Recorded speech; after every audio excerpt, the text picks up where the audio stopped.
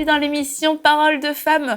Nous sommes depuis le début de la semaine avec notre invitée Anne Yank. Bonjour Anne. Bonjour. Alors on va le rappeler pour ceux et celles qui nous rejoignent en ce milieu de semaine. Anne, vous êtes la responsable du ministère Femmes de Vision qui regroupe en fait toutes les femmes du mouvement d'église des APDC au Québec. Et c'est exact. Oh, Oui. deux fois et deux fois je l'ai bien. Ouais, Félicitations. Franchement, bravo. Ça surpasse. Merci. Donc, et pour, ça fait combien de temps que vous êtes responsable de Ça fait déjà 9 ans et demi. 9 ans et demi. Et on va trouver un rapport avec le jeune. Oui. C'est que lorsque vous avez eu la proposition de prendre la direction de ce ministère, il y a eu une histoire de jeune qui est intervenue là-dedans. Oui, oui. Alors donc, déjà, depuis l'année précédente, le Seigneur m'avait appelé au jeûne, il m'avait donné le mandat d'enseigner le jeûne. Et pendant que je faisais ça, j'expérimentais les différents jeûnes de la Bible. Et donc, j'avais fait des 3 jours, des 7 jours, des 10 jours, des 21 jours. Mais là, j'appréhendais le moment où le Seigneur me dirait, maintenant, tu fais un 40 jours. Et donc, quand on m'a invitée pour prendre cette responsabilité-là, ma réponse n'était pas positive parce qu'à premier abord, je ne sentais pas l'intérêt de prendre ce poste-là.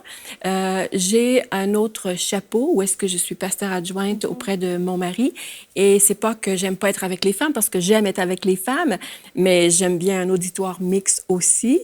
Et j'avais été avec les femmes dans les années 90 pendant 7 ans, un peu comme représentante dans un secteur. J'avais beaucoup aimé l'expérience, mais après, j'étais plutôt allée travailler dans mon église locale. Et dans mon église locale, il n'y avait pas à ce moment-là, depuis un certain temps, un groupe de femmes. Donc, j'avais l'impression que je n'étais pas la bonne personne pour cette tâche-là. J'avais définitivement pas la vision. Mais la personne qui m'invitait à prendre le poste m'a dit, bien, on aimerait que tu prennes quand même un temps dans la prière. Alors, j'ai accepté parce que c'est ce qu'il faut faire. Hein? Il faut prendre un temps dans la prière, même quand on pense que c'est pas ce qu'on voudrait faire.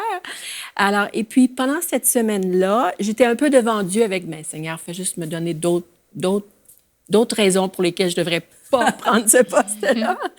Et puis, au bout d'une semaine, je suis retournée vers le surintendant et j'ai dit, j'ai besoin de 40 jours. Est-ce que tu veux m'attendre 40 jours? Parce qu'en fait, dans ce premier temps de prière d'une semaine, le Seigneur vous a mis à cœur de faire 40 jours de 40 jours. D'accord. C'est maintenant ton premier 40 jours.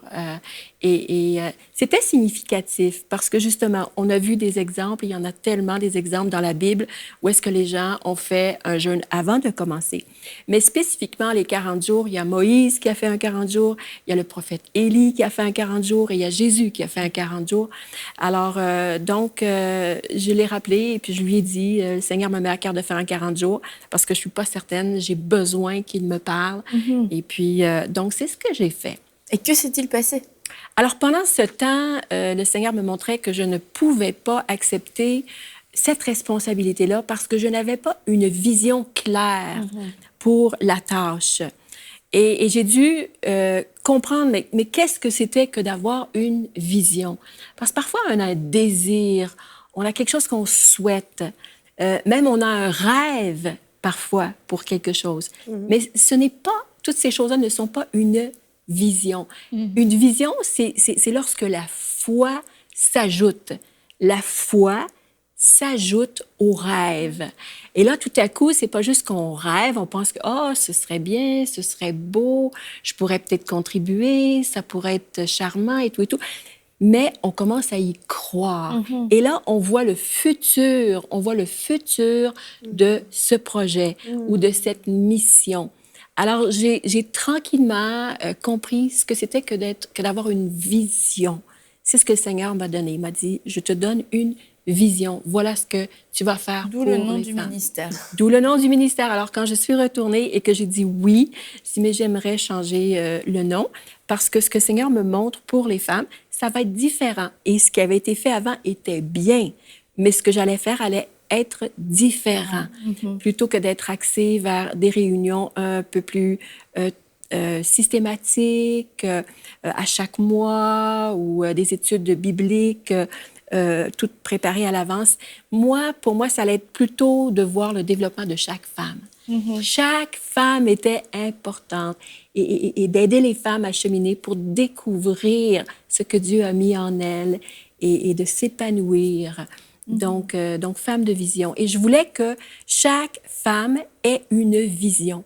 Et quelle sorte de vision allait-elle avoir? Alors, dans un premier temps, dans les valeurs du ministère, le Seigneur me montrait quelles devaient être les valeurs des femmes et quelle devait être leur vision.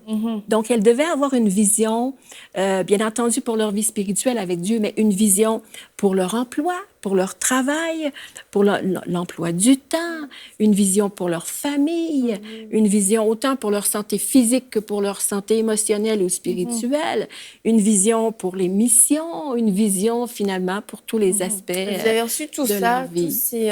tout s'est bien ordonné, je dirais, dans ce temps de jeûne où Dieu vous a montré la vision et quel était le but de ce ministère. Oui, c'était en super. gros. Et Ouais, ensuite, j'ai développé, naturellement, il n'y avait pas tout ça, mais il y avait certainement, surtout l'idée, la dimension de la vision.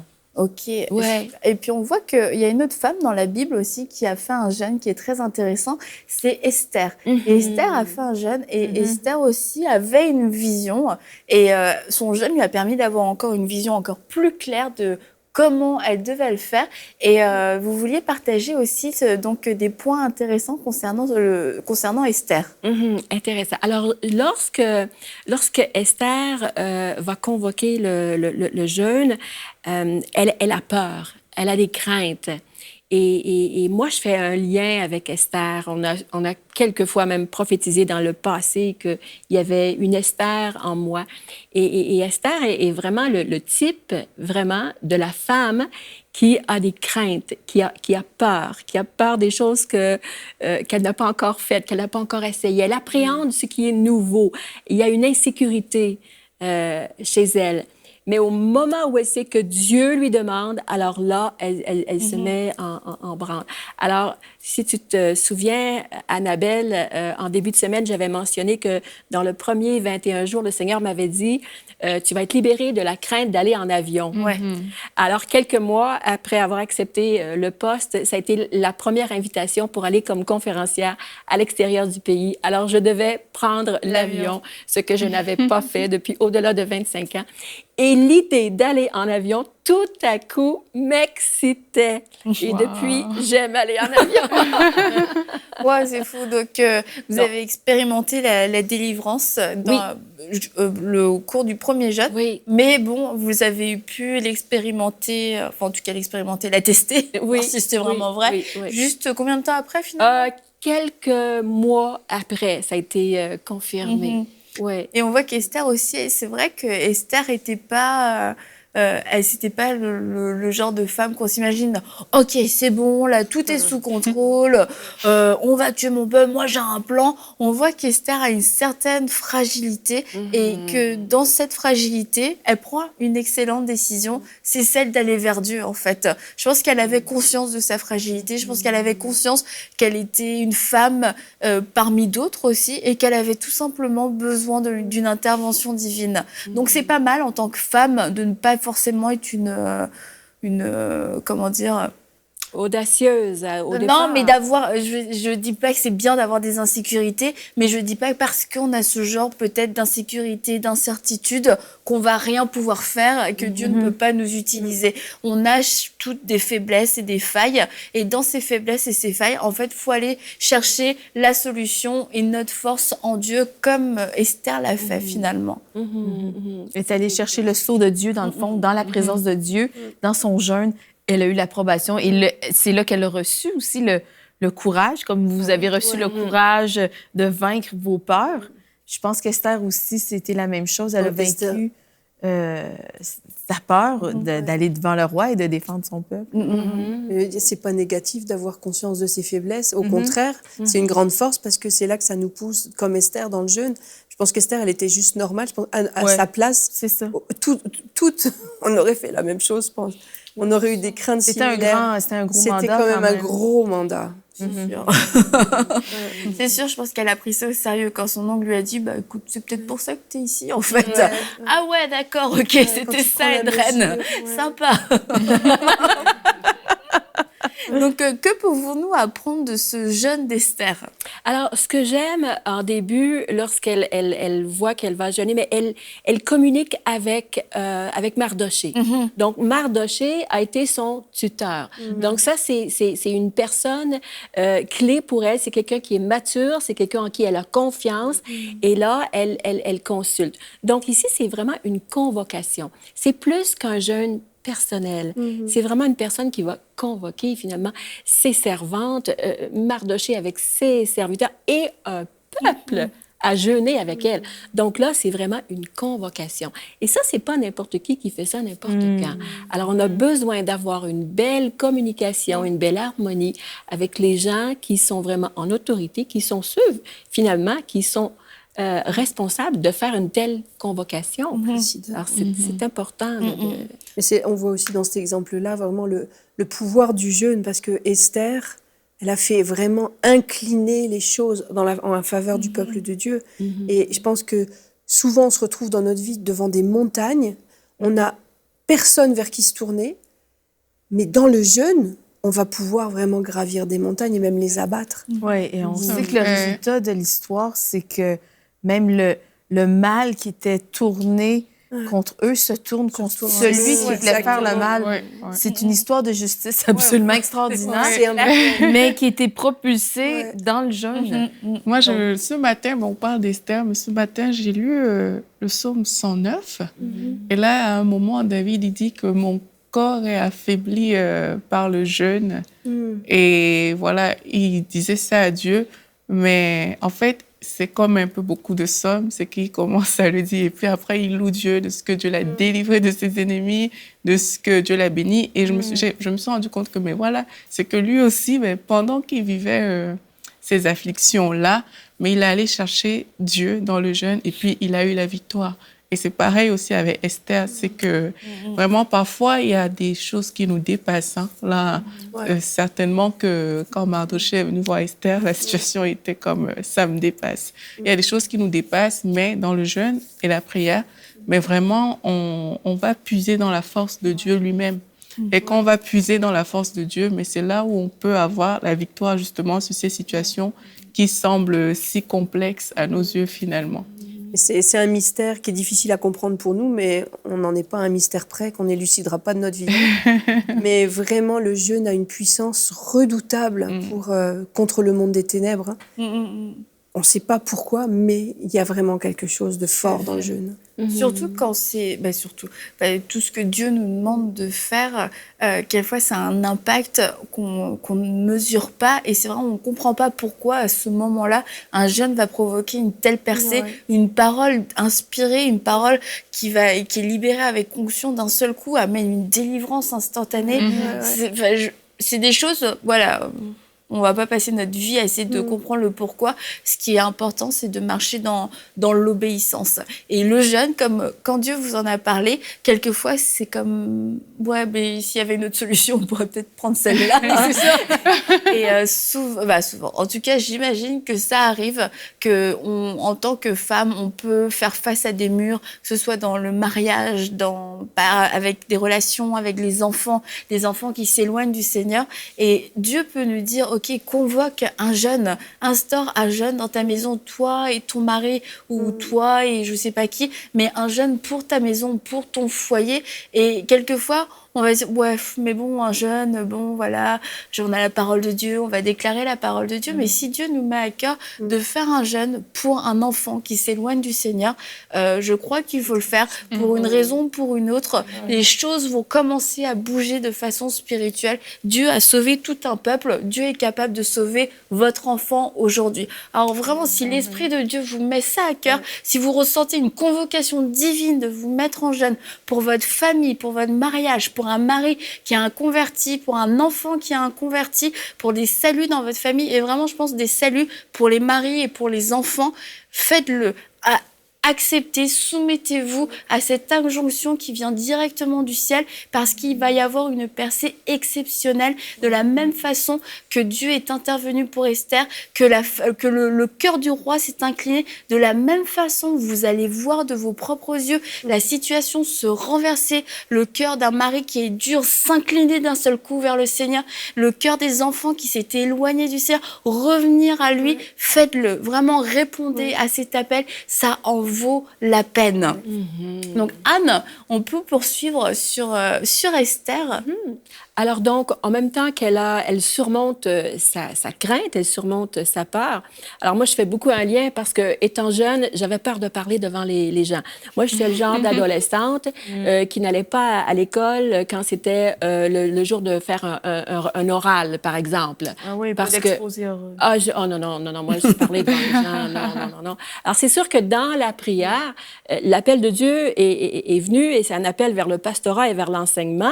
Alors, il faut dire que, alors, dans la prière et la présence de l'Esprit, alors, j'ai pris de la confiance et le Seigneur m'a beaucoup aidée. Mais donc, le jeûne m'a amené encore à un autre niveau par rapport à cette liberté de parler. Alors, c'est pour ça que c'était vraiment important pour moi de jeûner avant de prendre le ministère femme de vision. Mais pour revenir à Esther, alors, elle surmonte sa crainte et à ce moment-là, elle a besoin de savoir exactement quand, comment et quoi dire à cette personne.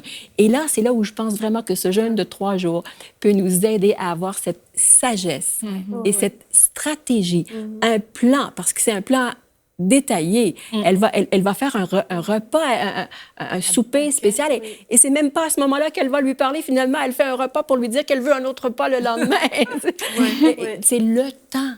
Quand est le bon temps de parler? Alors, par rapport à délier notre langue, par rapport à avoir la sagesse de dire ce qu'il faut, quand il le faut, le jeûne d'Esther, je pense, est approprié, il est prescrit pour savoir quand parler et quoi dire. Donc, même pour développer la prophétie, pour développer l'enseignement, pour avoir le courage d'aller dire des choses difficiles.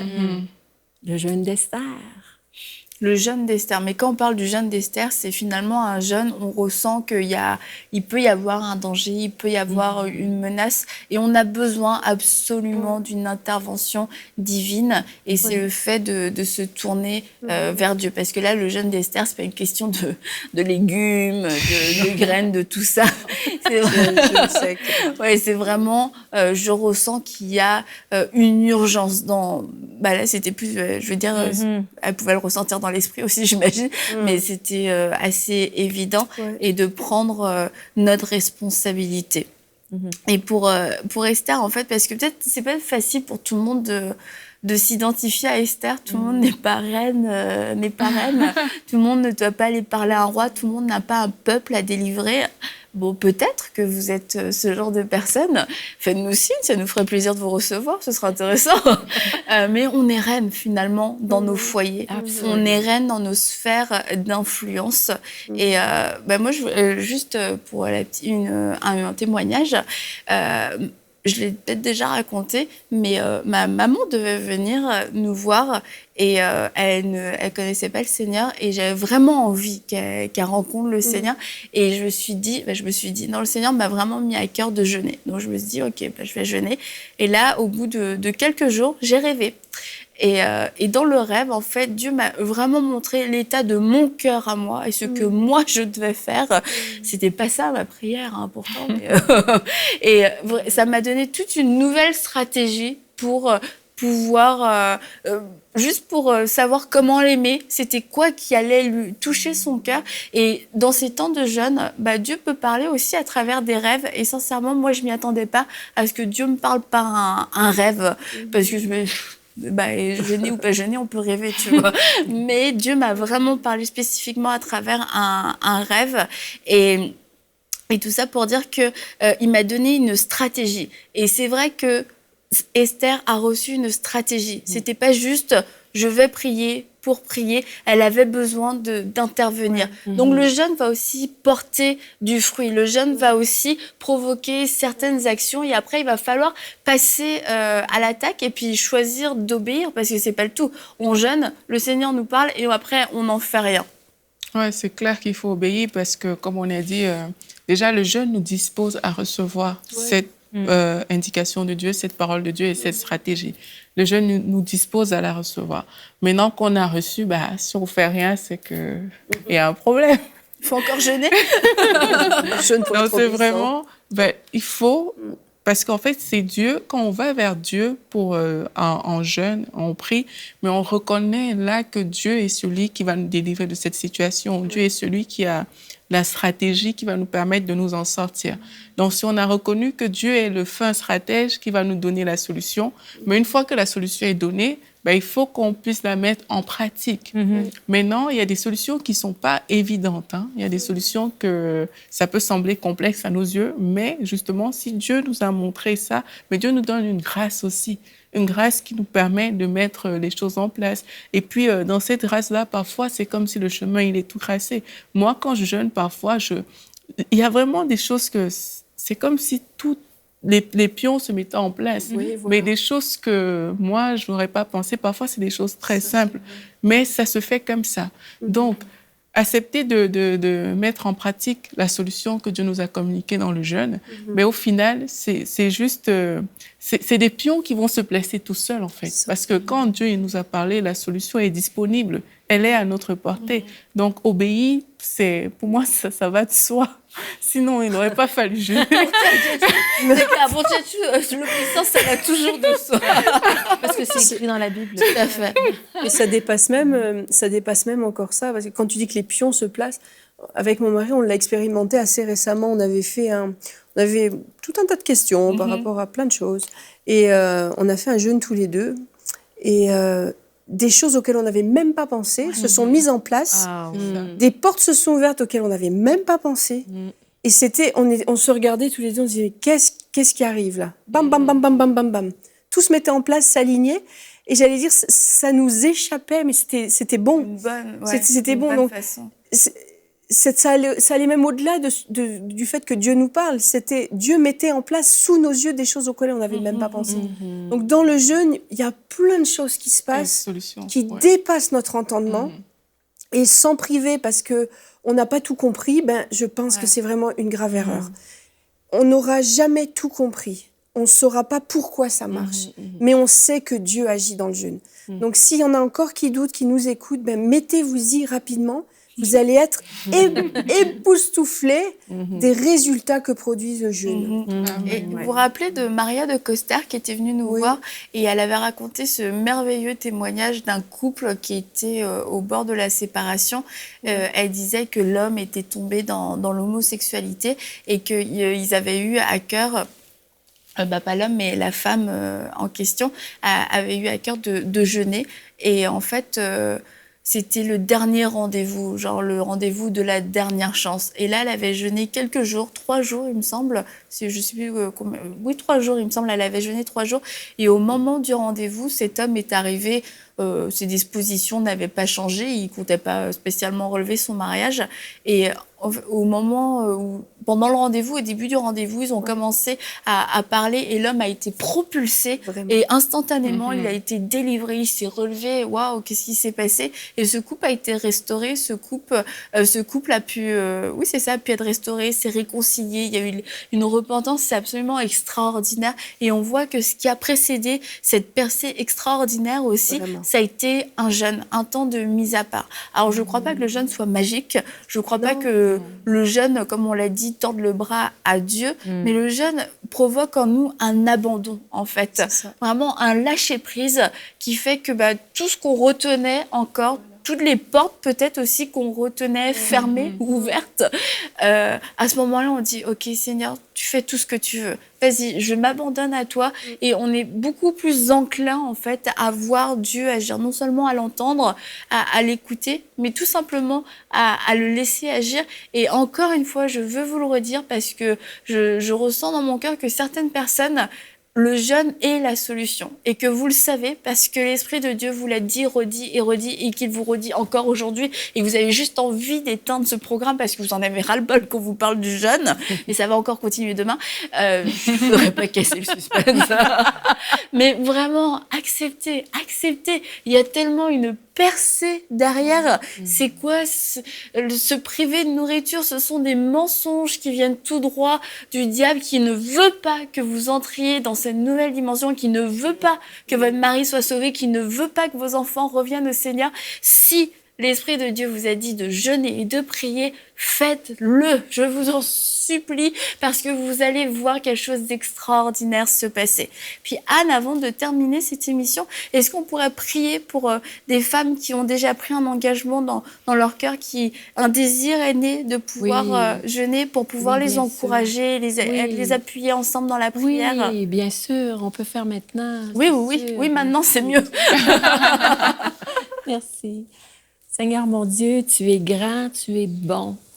Et tu nous parles, Seigneur. Et dans ta parole, tu nous parles par rapport au jeûne. Tu nous instruis, Seigneur, et tu nous montres toutes les belles choses que tu as fait pour ces hommes et ces femmes qui ont vécu avant nous. Et on peut apprendre de leur expérience. Et aujourd'hui, Saint-Esprit, tu es avec nous et tu souffles sur nous ce vent qui vient nous couvrir d'humilité, c'est ce qu'on prie. On a mentionné plusieurs fois, mais aujourd'hui, je te prie, couvre-nous d'humilité, Saint-Esprit. Viens nous couvrir, c'est ce qu'on veut. On veut s'humilier devant notre Dieu, chercher sa face, se détourner de nos mauvaises voies et voir notre pays être guéri, voir nos enfants être sauvés, voir ton Église avancer, voir ton royaume progresser. Seigneur Dieu, on veut voir aussi des malades être guéris. On sait que toi, Seigneur Jésus, tu as jeûné pendant 40 jours et toi, tu as proclamé que tu avais l'onction sur toi pour voir les malades être guéris. Alors, on veut comme toi avoir reçu dans le jeûne, avoir compris dans le jeûne, avoir été transformé dans le jeûne et être accompagné par ton Saint-Esprit pour voir les captifs être libérés et pour voir un grand changement dans tout notre entourage, partout où tu nous envoies, partout où on va mettre le pied. L'onction va être avec nous. Saint-Esprit, tu vas agir à travers nous. Et donc, au nom de Jésus, nous te prions aujourd'hui et nous te remercions à l'avance pour ce que tu vas faire, parce que tu vas faire des grandes choses. Amen. Merci Anne. On se retrouve demain pour une dernière émission sur le thème du jeûne toujours. Et on va voir comment le jeûne peut devenir un style de vie et comment jeûner toutes sortes de choses autres que la nourriture. Une journée palpitante encore demain. Alors à demain pour une prochaine émission de Paroles de Femmes.